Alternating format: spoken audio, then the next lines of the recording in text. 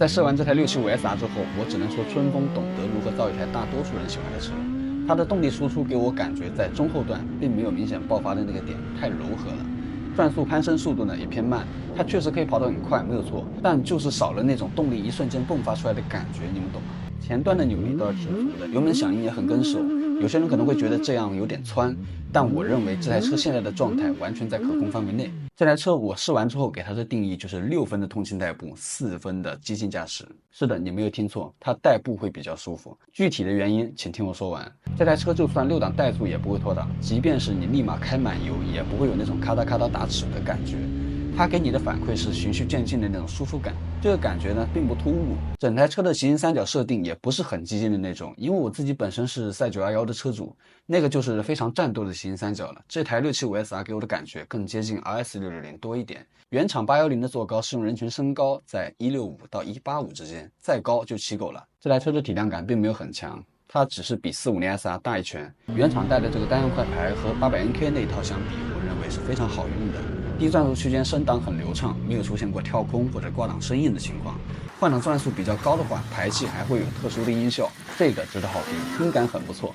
如果你有试驾到这台车，相信你会和我一样认为这台车的转向很轻巧，这是因为它的拖曳距只有93.2毫米，较短的拖曳距呢可以获得一个比较优秀的低速灵活性。这样设定是有利也有弊的，它在时速180以上，稳定性就会差一些。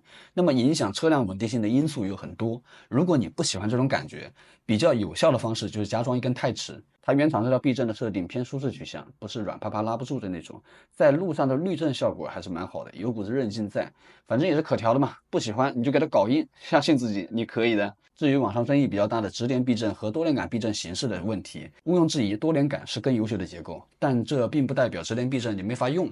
多数情况下你感受不出直观的区别，只有在高速高档位的状态下，连续降2个档甚至3个档，以及满油出弯的情况下，你才能感受到，这个车的状态变得不安定了，它会出现轻微的偏移，这并不是轮胎滑的感觉，它们不一样。如果是多连杆结构，这种情况会减弱很多，至少你可以玩得更狠一点。这是娘胎里带的东西，也是我把它定义为6分通勤4分激进驾驶取向的原因之一。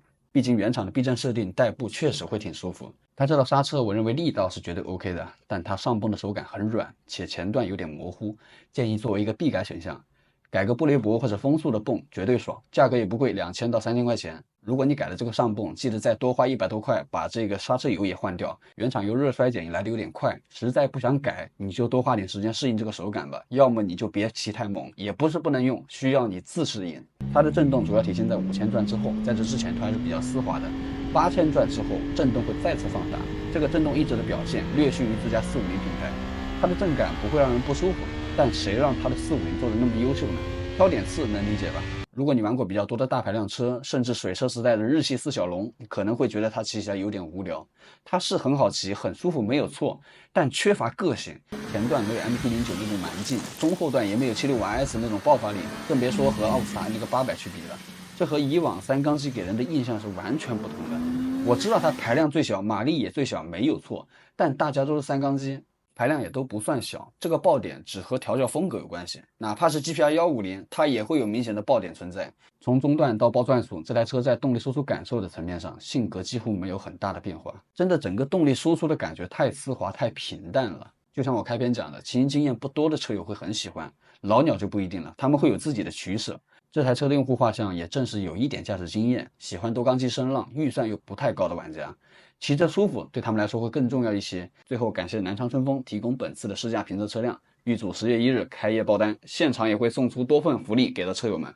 如果想要了解更多车型的试驾评测，记得点个关注，我们下期再见喽。